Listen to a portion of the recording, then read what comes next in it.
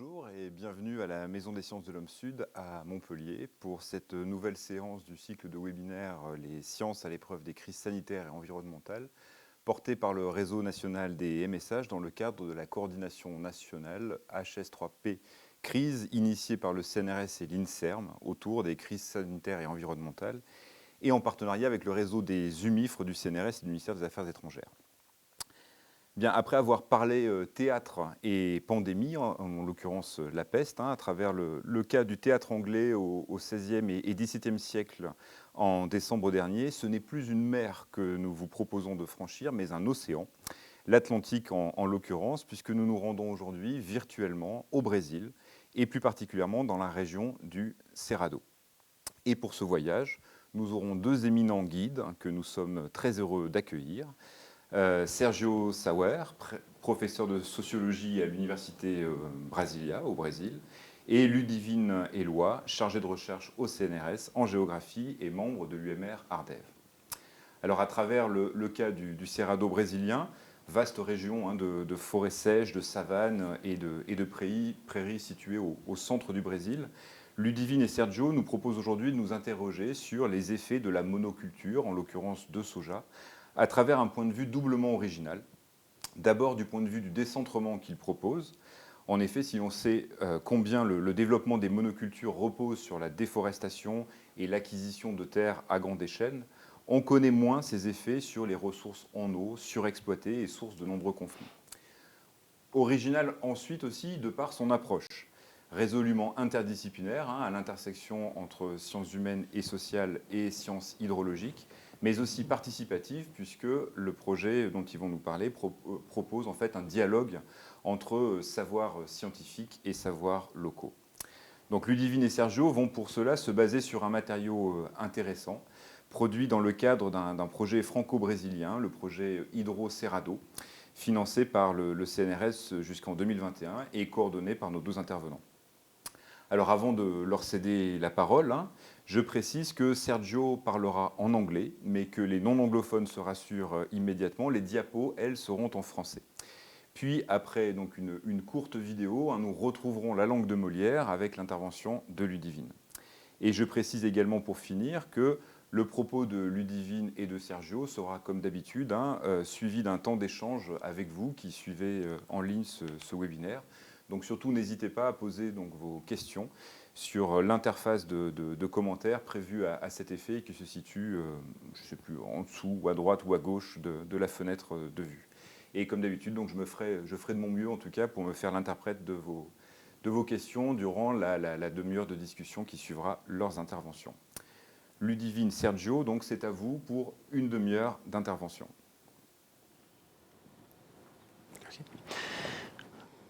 Bonjour, désolé, but I really don't speak any French, so I'm really sorry that I have to communicate or try to communicate in English.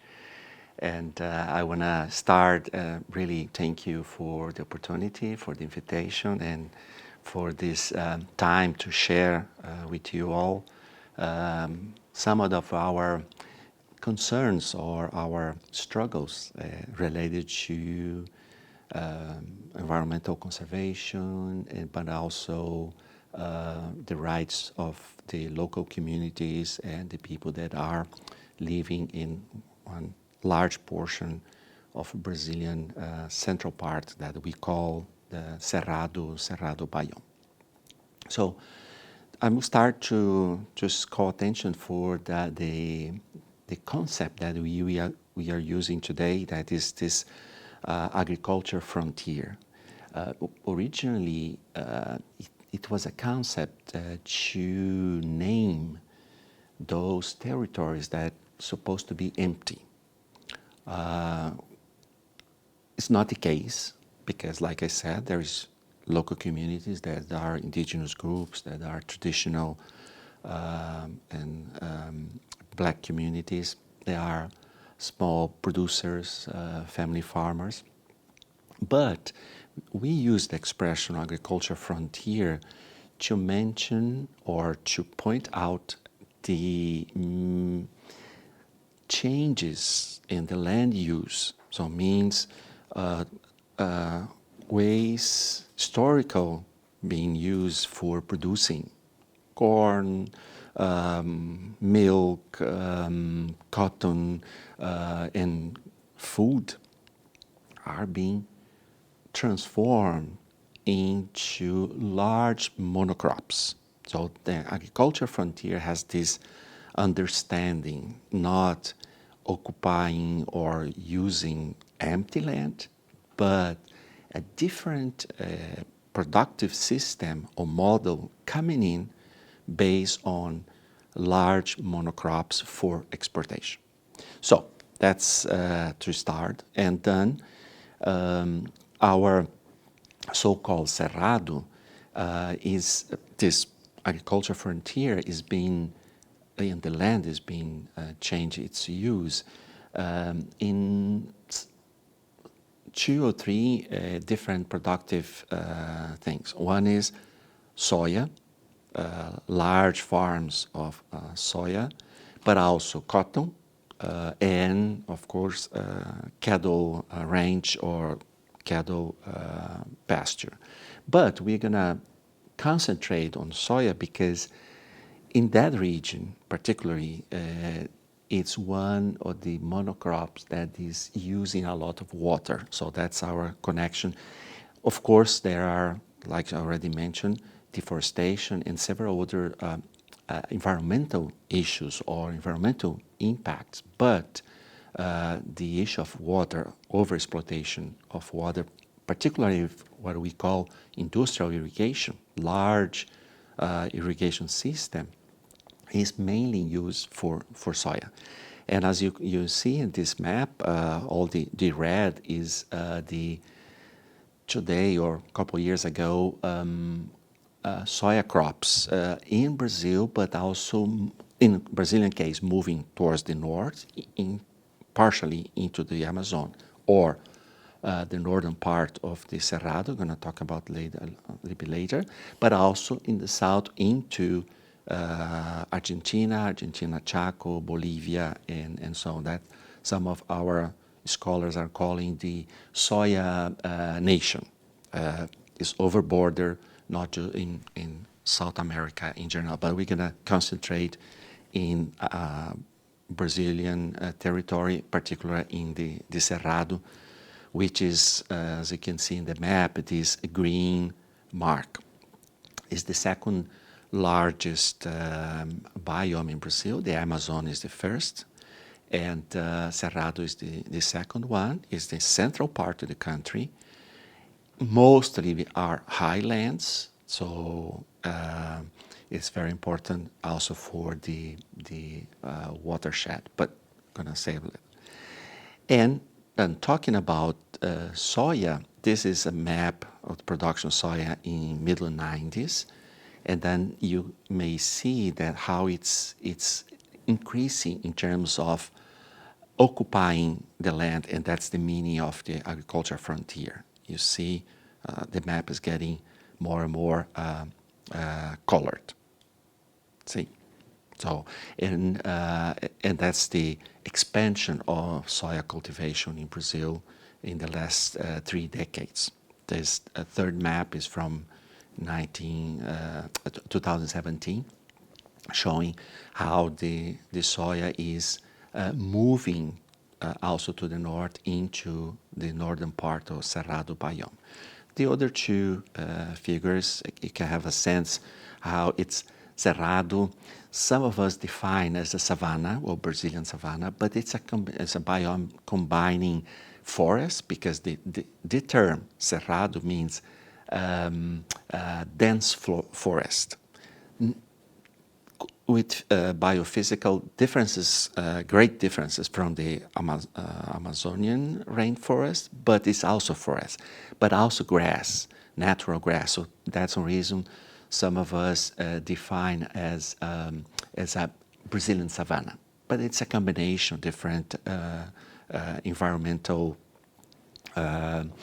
sites. Okay. So why Cerrado?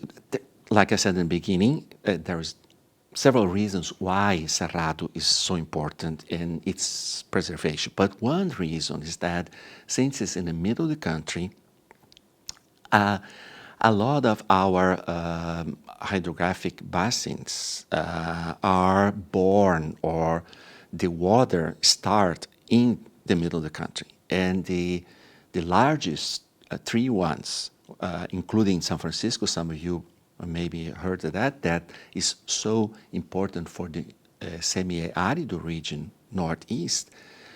The creeks and fountains and watersheds just born in the middle of Cerrado. So the deforestation or the change of land use of the Cerrado also impact the environmental sites in other biomes, including partially in the Amazon, but also mainly northeast and southern part of Brazil, including Paraguay and part of Argentina. So when we're talking about the destruction or the need for preservation of Cerrado, we're talking about one of the most important sites in terms of preserving water. Well, quickly, just to point to you why this large agricultural frontier is still open. Why monocrops for exportation like soya, but also corn, cotton, or cattle raising are being spread in that region. There are several reasons, but I'll give quickly 4 or 5 reasons why we say the agricultural frontier is still open in the Cerrado biome. First of all, is between brackets available land. The land is cheaper than, for example, buying land in the south or renting out land in the south or even in some parts of the Amazon already. So then it's cheaper to invest in this region because always between brackets, because there is land available, because most of this land is being occupied. Ludwig will talk more about these other forms of occupation of the land in that region. But also there is water, like I just said.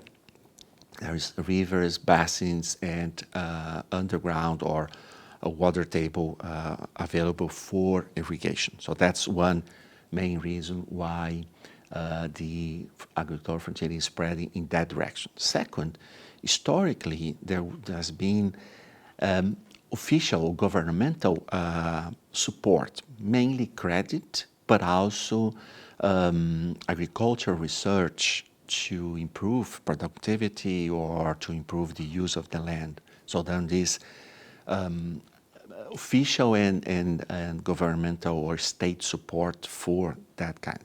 Third, related to this support, has been a lot of investment, public investments in building infrastructure, mainly routes, pavimental routes, as you can see in the maps, but also building ports for exportation, but also the construction of railroads. So there is a official and concrete support based on public investment for incentivate the expansion of frontier.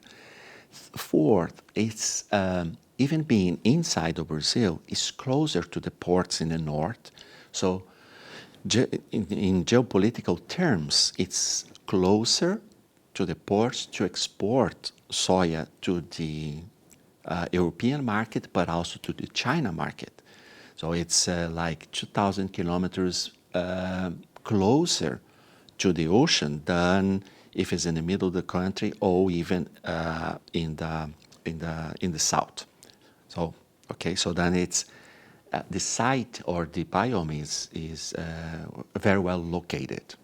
And the fifth one, and then we move on. The environmental protection laws or legislation is kind of more flexible. So if you buy some land in the Amazon, you are obliged to preserve 80% of the farm. if you buy land for cultivation soya in the Cerrado, you are only obliged to preserve 30%.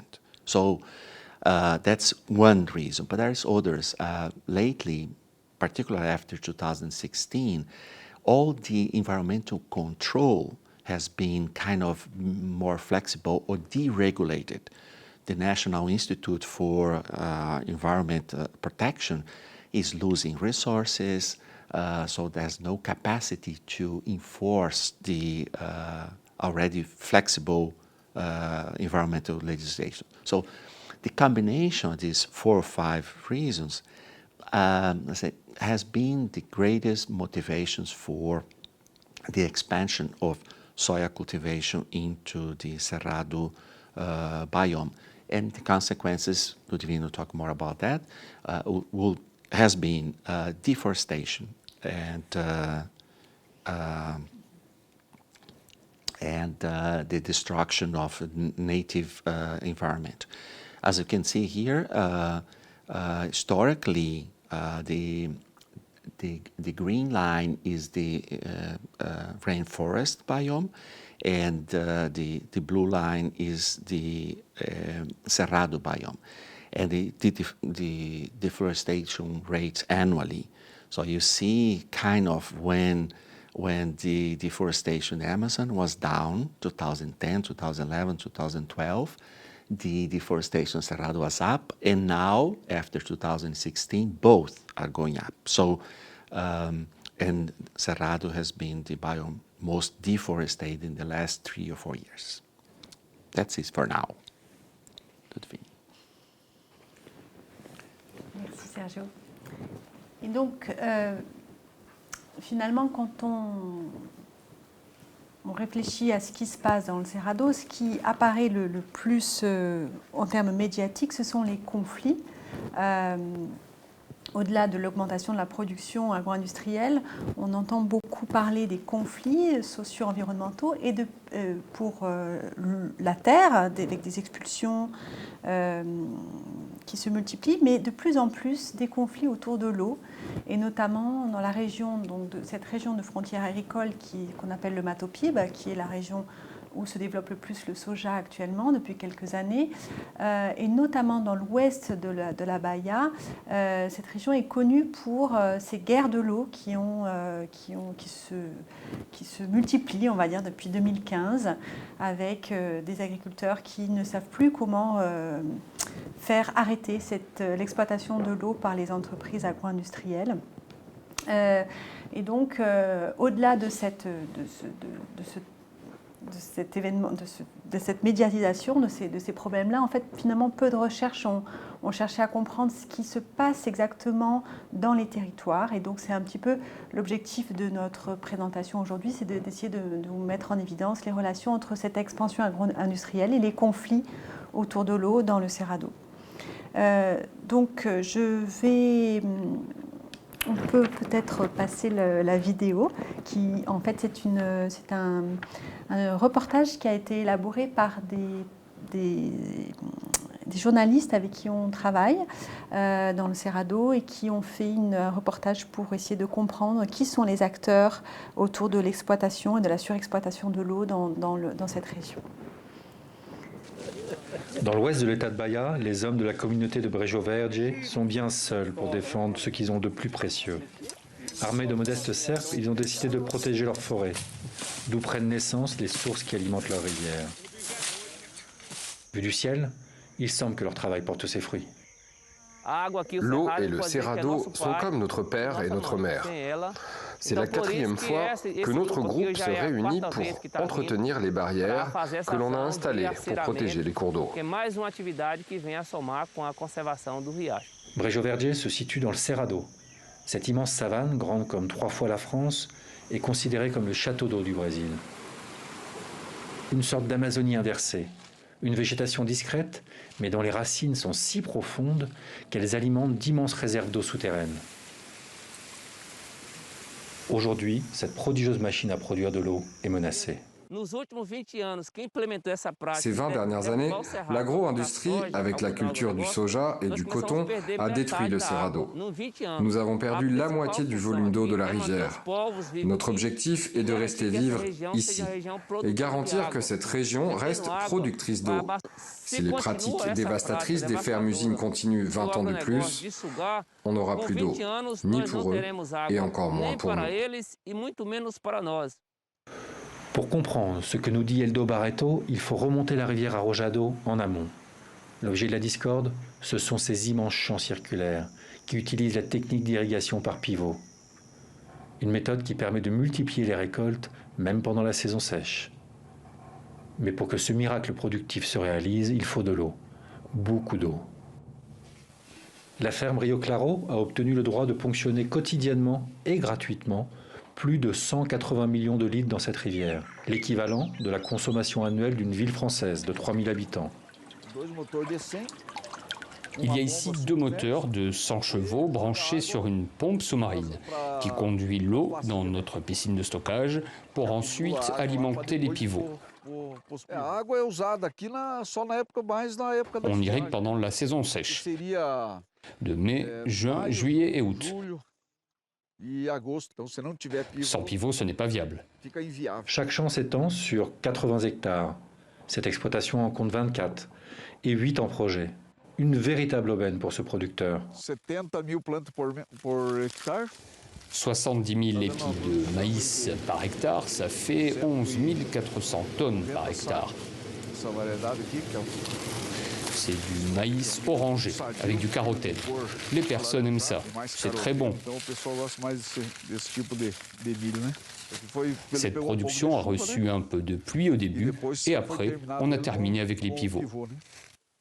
Tout cela est parfaitement légal. Les droits d'usage de l'eau pour l'agro-industrie sont faciles à obtenir et très généreux. Face à l'explosion de la monoculture encouragée par l'État, les hommes de Brejo Verde n'ont d'autre choix que de clôturer leurs terres. Un paradoxe pour ces familles qui jouissent depuis plus de 200 ans d'un usage libre et collectif de leur territoire. De ce côté de la rivière Arrojado, il y a plus de 3000 familles qui boivent de cette eau. On ne va pas espérer que tout s'assèche pour nous battre. Pour que la rivière perdure, il faut l'entretenir. Plus au nord, la déforestation et la sécheresse font déjà leur œuvre en dévorant le paysage. Comme l'Amazonie, le Cerrado est une pièce maîtresse de l'équilibre hydrique du Brésil. Un pays qui, sur les 30 dernières années, a perdu 15% de sa surface aquatique. Donc, pour comprendre un petit peu ces conflits, il nous semble important de revenir un peu sur l'histoire de l'occupation de cet espace. Alors, je vais passer très rapidement, bien sûr, malheureusement. Le Cerrado était et est encore, bien sûr, occupé par divers groupes amérindiens. Et la colonisation de cet arrière-pays brésilien, ce qu'on appelle le sertão, depuis les plantations de canne à sucre du littoral, à partir du XVIIe siècle, a reposé sur l'élevage pastoral.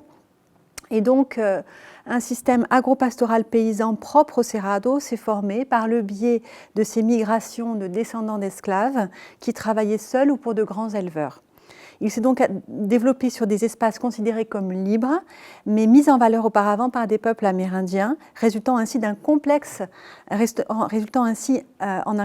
assemblage de plantes et de savoirs sur l'agriculture, la cueillette et la transformation des espèces végétales. À partir des années 70 et 80, sous l'impulsion de l'État, comme l'a dit Sergio, l'agriculture commerciale commence à s'étendre, initiant un nouveau processus de dépossession des terres, notamment sur les hauts plateaux. Donc les producteurs d'abord, les grandes entreprises se sont installées pour faire de l'eucalyptus et à partir des années 90, ce sont plutôt du soja. Et ils s'installent sur ces hauts plateaux, ce qu'on appelle au Brésil les chapadas ou les campos gerais, qui étaient utilisés auparavant comme parcours pour le bétail et également pour la cueillette.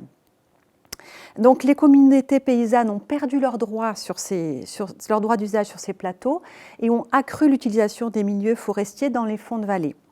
Et en parallèle, dans les années 2000, ces zones de fond de vallée font l'objet de plus fortes restrictions environnementales puisque c'est là où s'étendent, où sont délimités les quelques aires protégées, les aires protégées qu'il y a dans le Cerrado, mais également les zones mises en défense par les entreprises pour se mettre en conformité avec la législation environnementale, notamment le code forestier. Donc, quand on se rapproche un petit peu, on voit qu'on a plusieurs... on a en fait des interstices du soja, c'est-à-dire qu'on a des zones d'expansion agro-industrielle avec une homogénéisation de l'utilisation des sols sur les hauts plateaux, mais avec des fonds de vallée qui sont toujours occupés par des familles, avec des villages, qu'il s'agisse d'aires protégées ou qu'il s'agisse également de réserves légales et d'aires de protection permanente. C'est ce qu'on appelle, ce sont les zones qui sont prévues légalement par le code forestier comme zones où les propriétaires doivent mettre en défense la végétation pour être en accord avec la législation. Donc, dans ces interstices, vous voyez, donc là c'est une autre vision de ces interstices, c'est-à-dire qu'on a les plantations de soja sur les hauts plateaux, là où naissent en fait les rivières, et dans les zones de décharge de la nappe phréatique, dans les fonds de vallée se trouvent souvent encore des habitants, notamment enfin, des agriculteurs, avec différentes formes d'identification culturelle. Voilà. Alors, dans ces interstices, et c'est ce à quoi je me suis intéressée, moi, en tant qu'agronome et géographe, j'ai essayé d'étudier un peu quels sont les types de systèmes agricoles qui sont développés et comment ils changent. Ils ont changé au cours de l'histoire agraire. Donc, je ne vais pas pouvoir détailler ici parce que, bien sûr, ça dépend de la taille de l'interstice, on va dire, hein, parce que les interstices, ça peut aller d'une grande aire protégée à des tout petits interstices, comme je vous ai montré sur l'image satellite, dans les APP, dans les aires de protection permanente et les réserves légales des entreprises. Mais globalement, on a des systèmes agropastoraux centrés sur la maîtrise de l'eau, c'est-à-dire avec différentes formes d'agriculture sur brûlis, associées au drainage des fonds de vallée ou à l'irrigation. Tout ceci pour faire face à une longue saison sèche, hein, qui dure près de 5 mois dans le Cerrado. Et donc, il faut bien pouvoir produire pendant cette saison sèche. Donc, ce sont des systèmes agro-sylvo-pastoraux très diversifiés, très riches en agrobiodiversité, et qui impliquent également l'utilisation du feu, mais que je ne vais pas développer malheureusement aujourd'hui. Ce qui nous intéresse ici, c'est donc la maîtrise de l'eau, avec une situation, donc, comme je vous expliquais, dans laquelle où les grandes propriétés donc, sont sur les plateaux, dans les zones de recharge de la nappe phréatique, tandis que la plupart des villages et des villageois sont en aval des plantations, dans les zones de décharge. Et c'est important de comprendre cela puisque ça va impliquer sur toutes les formes d'explication de la crise hydrique. J'y reviendrai après. Alors, qu'est-ce que nous, on a essayé de regarder comment les entreprises peuvent s'approprier, peuvent utiliser de l'eau et finalement pourquoi. Alors, comme on l'indique comme c'est indiqué dans la vidéo, en fait, l'irrigation à grande échelle est devenue possible et avantageuse à partir des années 2000 et notamment 2010, donc c'est très récent. Et c'est-à-dire que c'est un nouveau front d'expansion, c'est le moteur d'un nouveau front d'expansion de l'agriculture, des monocultures, du soja. Avant, elle était cultivée de manière, c'était une culture pluviale, et de plus en plus, on a recours à l'irrigation, puisque c'est maintenant possible, avec des droits d'eau dont les volumes ne cessent d'augmenter. Hein, les droits d'eau ont commencé en 2013. Donc, ce sont des utilisations de l'eau qui est tout à fait légale, qui est encadrée par le gouvernement, avec, vous voyez peut-être sur la carte de droite, le développement des droits d'eau pour l'utilisation d'eau, pour le pompage d'eau souterraine. Parce qu'au début, c'était plutôt de l'eau pompée dans les rivières, comme on le voit dans le film, mais de plus en plus, on a des forages de l'eau souterraine à mesure que le débit des rivières commence à diminuer, les producteurs de soja ont de plus en plus recours à cette eau souterraine. Et les forages sont dans les zones où vous voyez sur cette carte les zones des sources des rivières. et dans les zones de recharge de la nappe phréatique.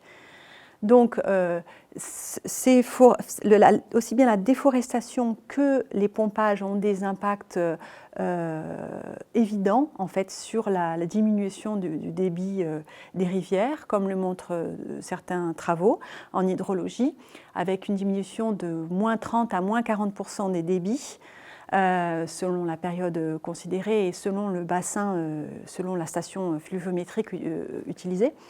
Mais je dirais que les séries historiques en fait, parlent d'elles-mêmes dans la région, et avec une diminution de la contribution de la nappe phréatique au débit des rivières. C'est-à-dire que le niveau de la nappe phréatique diminue, et ce jusqu'à moins 6 mètres dans la région. Il a baissé de 6 mètres à certains endroits de cette région de l'ouest de la Baïa. Donc, ce qui est intéressant, c'est de voir comment les agriculteurs, on s'est intéressé aux indicateurs que les agriculteurs utilisent pour repérer ce changement dans le cycle hydrologique. Donc, eux, ils perçoivent des signaux profonds de cette crise hydrique. Donc, la première, c'est un phénomène qu'ils appellent la migration des sources. C'est-à-dire que les rivières ne prennent plus leurs sources aux mêmes endroits qu'elles les prenaient il y a 10 ans. Donc, les sources ont reculé, souvent, elles vont plus vers l'aval. Pour le cas ici, c'est à plus de 10 km. Bien sûr, ils font des mesures dans les rivières et ils voient le débit des rivières diminuer d'année en année. Et ils perçoivent aussi l'assèchement de leurs bas-fonds, des bas-fonds dans lesquels ils cultivaient du riz, dans lesquels il n'est plus possible de cultiver du riz. Et depuis plus récemment, ils perçoivent l'assèchement de leurs canaux d'irrigation, qui sont pourtant fonctionnels depuis la fin du XIXe siècle. Donc eux, ils attribuent cet assèchement progressif de l'agroécosystème à la déforestation au déboisement et au pompage en amont. Ce qui est très intéressant, c'est que quand on interroge les producteurs de soja, eux, ils ont une toute autre explication du problème. Ils ne peuvent plus nier qu'il y a un problème de diminution de la ressource. Par contre, eux, ils attribuent ça au changement climatique. Et il y a une sorte de naturalisation du problème en disant voilà, que c'est quelque chose de naturel, cet assèchement des lagunes, qui vient d'un assèchement lié à la diminution des précipitations pour eux. Et ils ont tendance à criminaliser l'usage du feu et l'usage de l'élevage pastoral en aval, c'est-à-dire dans les zones des territoires des villages, puisque finalement c'est en aval que se manifeste le problème de la pénurie d'eau. La pénurie, elle ne se manifeste pas dans les zones où sont les entreprises, puisqu'elles pompent et qu'elles ont une abondance d'eau. La pénurie, elle se manifeste dans ces territoires-là. Et donc, il est très facile de dire, vous voyez bien, le problème est là. Et donc, c'est pour ça que justement, les producteurs de soja qui sont représentés par une association qui s'appelle l'AIBA, ils mettent en place des programmes de restauration des rivières en aval de leur plantation, dans les zones des territoires villageois. Et c'est donc des programmes qui visent à clôturer les berges de rivières et à empêcher le piétinement par les bovins, à interdire le feu, l'usage du feu. Et c'est un projet qui a reçu un prix national pour la protection des ressources hydriques. Donc on est en fait en face d'une construction d'un discours environnemental qui tend, selon moi, à naturaliser le problème et à le déplacer de l'amont vers l'aval. Donc on a bien une trajectoire de fermeture de bassin, comme le dirait François Moll, qui est que petit à petit une inviabilisation, une surexploitation de l'eau qui empêche l'utilisation de l'eau pour d'autres utilisateurs et qui va au-delà de la capacité de récupération du bassin hydrographique. Qui s'explique par une trajectoire de dérégulation environnementale, donc on ne l'a pas développé ici, mais s'il y a tant de droits d'eau aux entreprises, c'est parce que en fait, il est de plus en plus facile d'obtenir ces droits d'eau, et en même temps de contestation. Et cette contestation de la part des producteurs, elle s'est exprimée par la force, parce qu'il ne pouvait plus se faire entendre d'une autre façon. Et elle s'explique également parce que ce n'est pas juste de l'eau pour boire qui est en jeu, c'est tout un système agricole de plus de 200 ans qui est remis en question. Donc toute une sécurité alimentaire de milliers et de milliers de familles. Et ce qui est très intéressant, c'est qu'on remarque que finalement l'agrobusiness et ses représentants tendent à investir dans la production de savoir et dans la production de projets environnementaux et dans la production de savoir hydrologique pour maintenir son leadership dans la gouvernance environnementale. Donc on est face à une sorte de guerre de savoir où finalement on n'est pas seulement dans un conflit autour de l'accès à la ressource et de l'appropriation de la ressource, mais aussi sur, sur la production de savoir pour expliquer des problèmes environnementaux. Voilà.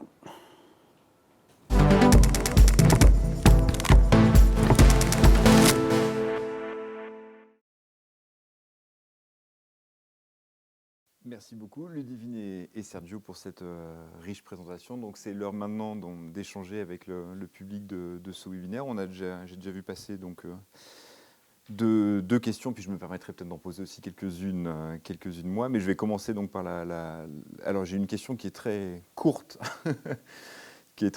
mais qu'elle mérite de pointer juste, je pense. Mais que fait l'État ? Voilà, que fait l'État brésilien que fait l'État brésilien face à cette situation, j'imagine.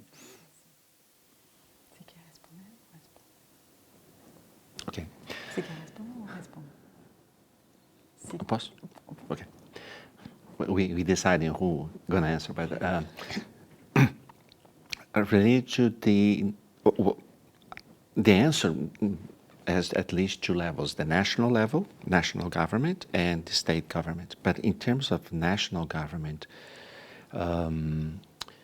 historically, after 2012, the change on the so-called forest code, this kind of national legislation for forest, there was a deregulation and on some let's say some control tools, particularly in the Cerrado biome. That's it done. Part of the problem is that some of the mechanisms to control, like for example, forest compensation. So you can deforest here, but you need to compensate in the same environmental site, or at least in the same river basin. It is changed. So large farmers are compensating in different places if they're doing. That's one problem, that the national government is not enforcing the legislation, or the legislation became more flexible. Besides that, or connected to that, the national government institutions like the Institute for Environmental Protection is losing, particularly after 2016, but more even after 2019, with today's government, is cutting down the national budget for those institutes and governmental organizations that's supposed to control or enforce the legislation. So mainly what I'm saying, to make it short, the national government is supporting the processes of agribusiness growing or deforestation and overuse of water. That's the national. In state level, the state is one of the governmental level to management the natural resources, like for example water, and they are issuing authorizations more than the environmental is able to sustain or to give. So they're drawing more water that because it's being authorized by state government that should control better the system. So what I'm trying to say is that in national state level, the government is not fulfilling its role of better controlling the use of water, but also the land, like, for example, deforestation and or invading, like, the legal reserve that every property so there's no law enforcement. There is no resources for the institute, for the public servants to go in there and see if the farmers are fulfilling or following the law. So that's I think would say that's the most problem. There's no much being doing by the national government. At the opposite, it's kind of incentivate supporting the overuse of land. Is it? Non, c'est pas. Avant de poser la deuxième question qui nous vient du chat, moi j'avais une petite question de curiosité sur la manière, tu as abordé notamment Ludivine, là, l'enquête avec les acteurs locaux qui observaient une migration des sources, un affaissement des bas-fonds, des canaux d'irrigation, etc. Je me demandais, en fait, j'avais une question un peu d'ordre presque méthodologique finalement à te poser, c'est-à-dire comment vous vous êtes débrouillé dans le projet, dans les résultats que vous avez présentés, finalement pour intégrer en quelque sorte ces éléments qui sont plus que des représentations en fait. Les acteurs sur place se sont dotés d'outils de mesure du coup. Et la question que je voulais vous poser, c'était comment est-ce que vous arrivez à administrer en fait ces savoirs, en tout cas ces savoirs locaux, ces données d'observation participative, du coup, d'une certaine manière, dans le protocole du coup du projet. Et est-ce que en faisant ça, ça permet en quelque sorte de fiabiliser, de légitimer même d'une certaine manière du coup les données qui sont produites de fait par les acteurs sur place? Alors, il s'agit juste une petite précision. Pour commencer, ce n'est pas un affaissement des bas-fonds, je me suis peut-être mal exprimée, c'est un assèchement. Un assèchement, non, c'est voilà. Non, c'est important parce que c'est plus pas du. Et alors, donc c'est justement ce qu'on voulait faire. En fait, ces observations, on les a relevées tout d'abord lors d'un atelier collectif. Donc un atelier où on a travaillé avec plusieurs agriculteurs en essayant au départ c'était sur le feu, sur les problèmes d'incendie, et au fur et à mesure des interventions de chacun, l'eau est apparue centrale comme facteur d'explication des changements de régime de feu dans la région. Et donc collectivement, au fur et à mesure, on a commencé à élaborer des liens de cause à effet entre différents processus qui touchent l'écosystème. Par exemple, le lien entre déboisement et infiltration de l'eau dans le sous-sol, le lien entre pompage de l'eau et migration des sources. Ils ont des compréhensions très fines du fonctionnement des cycles hydrologiques. Donc finalement, on a réussi à travailler beaucoup sur des relations de cause à effet qui n'était pas du tout clair pour une personne comme moi, qui est géographe, mais qui ne vit pas sur place. Ils ont une compréhension du fonctionnement du Cerrado et finalement des interrelations entre problèmes environnementaux, des interrelations entre déforestation, feu et eau, par exemple. Et nous, on a toujours tendance à séparer, en fait, puisque chaque problème environnemental est lié à une spécialité scientifique. Eux, ils gèrent ces problèmes au jour le jour ensemble. Et donc, travailler sur ces liens de cause à effet sans chercher au départ à quantifier, mais juste établir des liens de cause à effet. En fait, mettre sous forme graphique des théories, ils ont des théories sur les relations dans les écosystèmes et sur l'impact d'une activité sur l'autre. Et ça a été très intéressant. Et alors sur le terrain, on a commencé à essayer de cartographier. Et le but du projet, c'était de cartographier de façon systématique l'assèchement des canaux, l'assèchement des bas-fonds et la migration des sources. Puisqu'on avait déjà fait quelques cartographies avec eux sur des images satellites, celles que je vous ai présentées. Mais l'idée du projet, c'était de faire ça de façon systématique et participative. Sauf que le projet a commencé en mars 2020. Donc, on n'a pas du tout pu faire de terrain, pas du tout. Et donc, du coup, on a travaillé beaucoup sur l'image satellite, mais on a travaillé du coup plus sur les données sur les droits d'eau, des données secondaires auxquelles on a eu accès.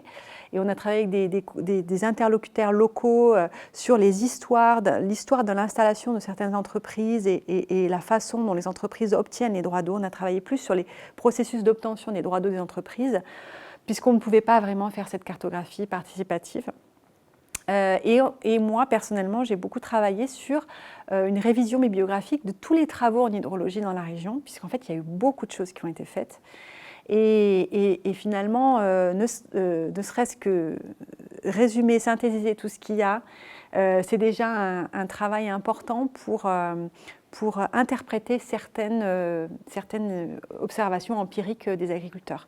Voilà. Donc il ne s'agit pas, moi je ne suis pas dans une posture de légitimation de savoirs locaux, mais plutôt d'essayer d'établir un dialogue scientifique, c'est-à-dire d'apporter des éléments au débat et de m'inspirer des observations que je ne considère pas comme des perceptions, mais vraiment comme des observations empiriques et souvent des sources de théorie pour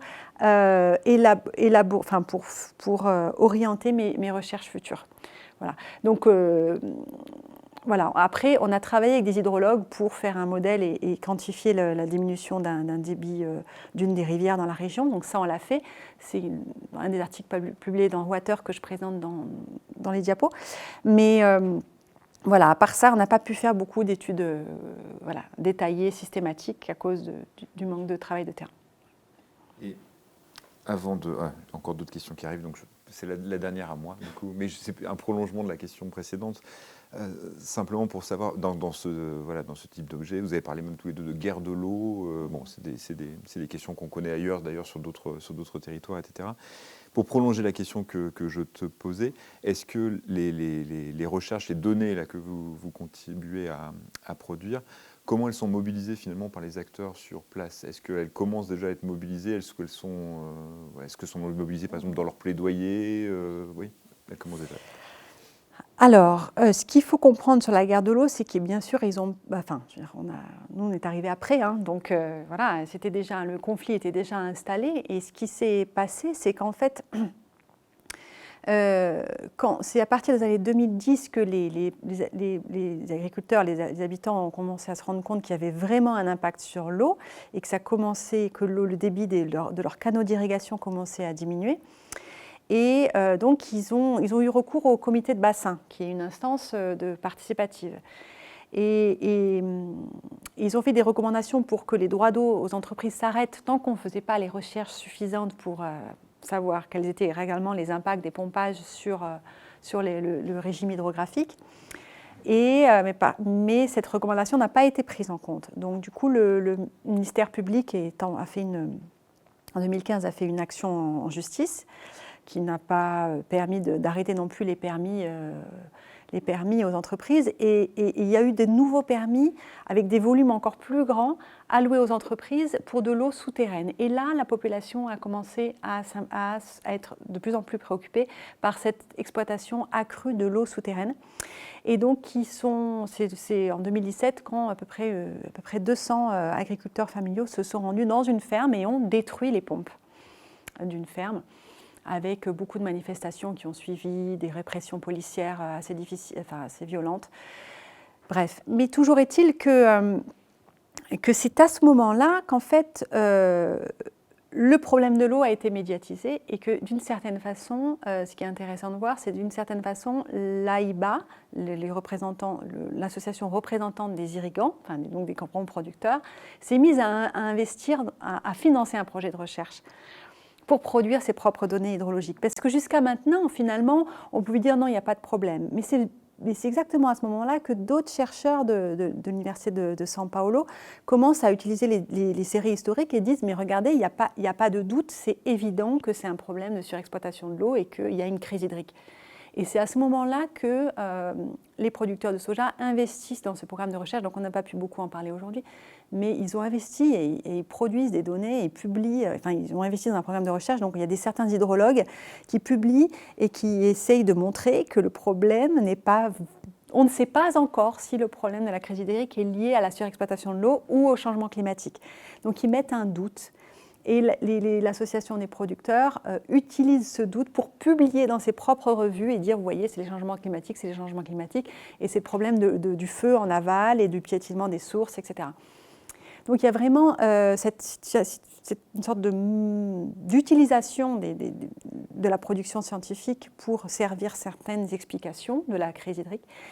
Et nous, on arrive un peu sur le tard, c'est-à-dire, voilà, c'est déjà en place. Donc, on a participé à pas mal de négociations dans le cadre de l'élaboration d'un plan de bassin, puisque c'est ça qui est en jeu maintenant depuis 2 ans.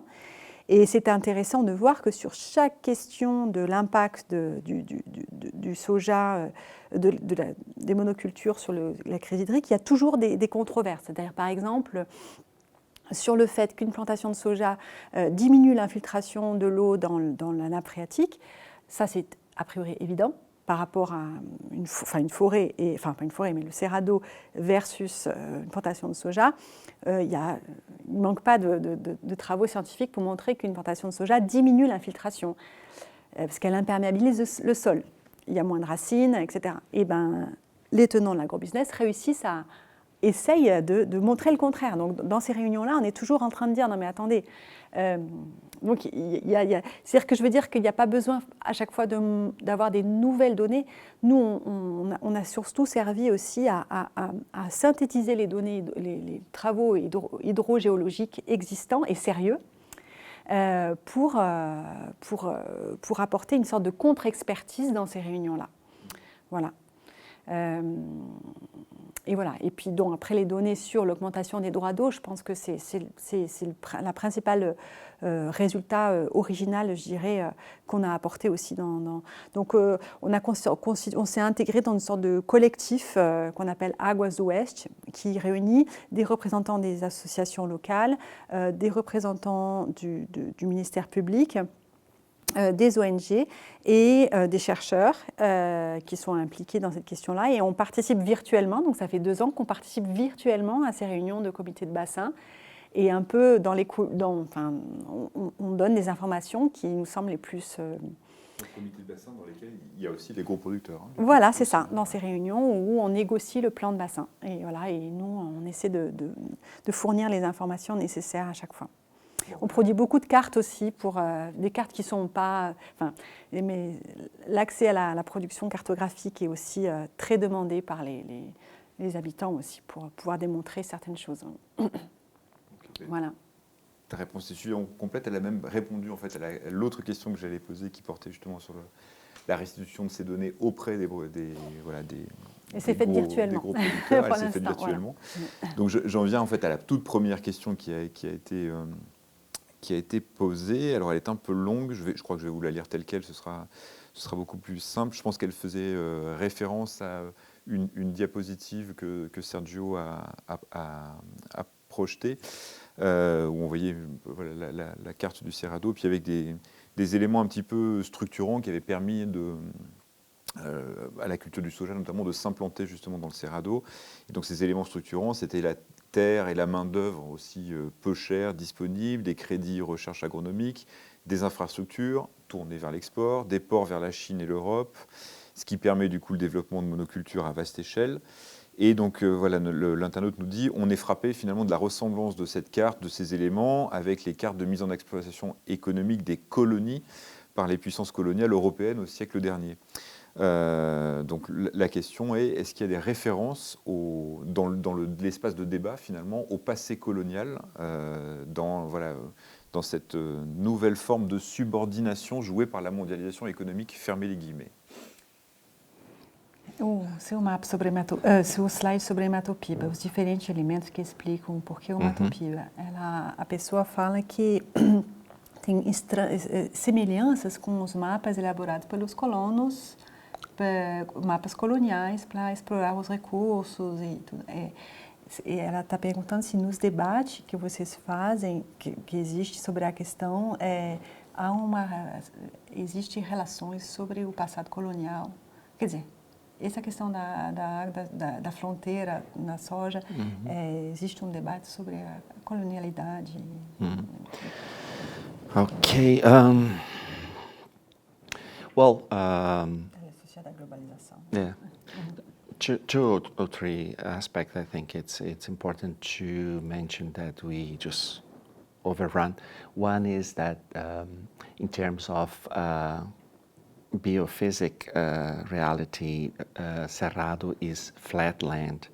So for this so-called industrial agriculture or mechanized or large monoculture, is kind of easier or is cheaper to implement than some other regions like in the Amazon. Like, for example, the forest is larger or more dense in the Amazon. It is more costly to deforestate and to prepare the land for mechanized agriculture.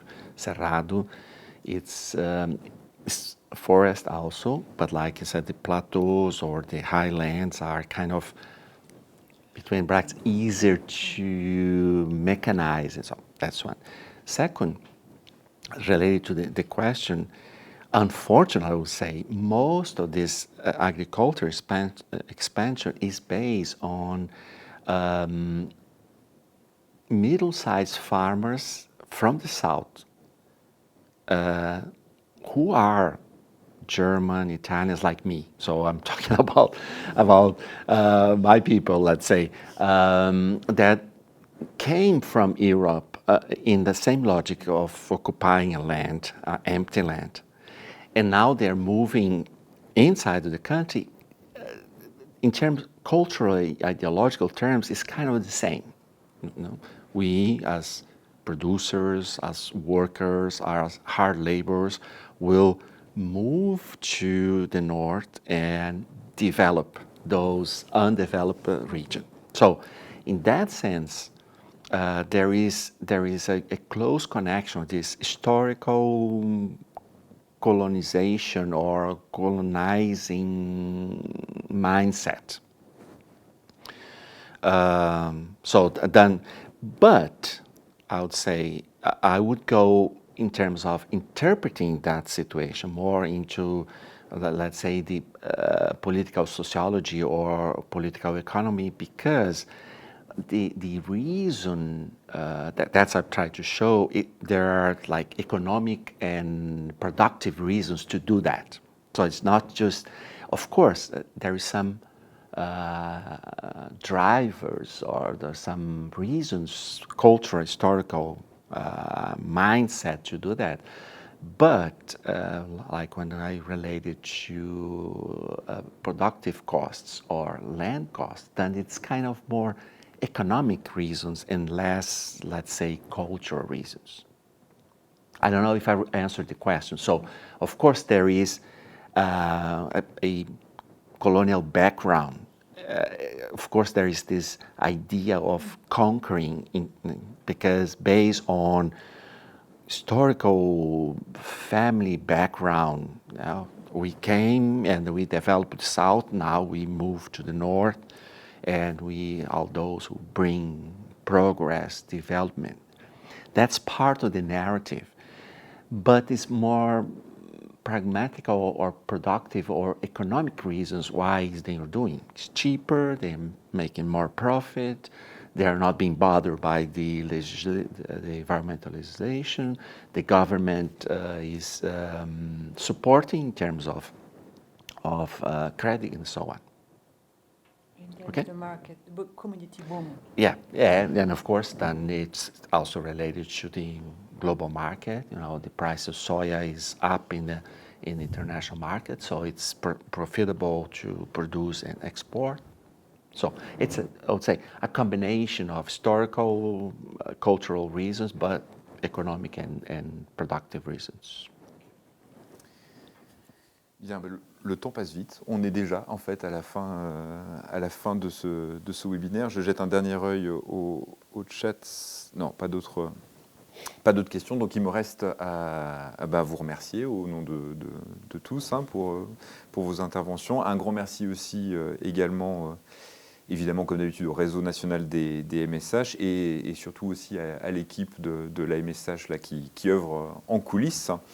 Pierre-Olivier Gomin, et voilà, un nouveau renfort en la personne de Jean-Baptiste Sauret, donc réalisateur audiovisuel de la MSH et qui ont rendu ce webinaire possible. Je vous donne rendez-vous le 12 avril prochain à 13 h donc pour la prochaine séance de notre cycle. Alors à nouveau organisé donc par la MSH Sud, et il sera question de l'impact de la pandémie de SARS-CoV-2 sur l'accueil des personnes migrantes en France. Et la même semaine, qui sera une semaine assez chargée pour notre webinaire, le 14 avril, cette fois nous partirons du côté de la MSH Paris Nord pour une séance intitulée « Les formes de réparation dans les arts de la scène à l'épreuve de la Covid-19 ». Et je précise juste pour finir que la présente séance du coup a été évidemment captée et qu'elle reste accessible donc sur les mêmes sites auxquels vous avez eu accès, notamment sur le site MSH Sud TV comme toutes les autres séances précédentes. Donc merci à tous pour votre participation, merci encore et à bientôt.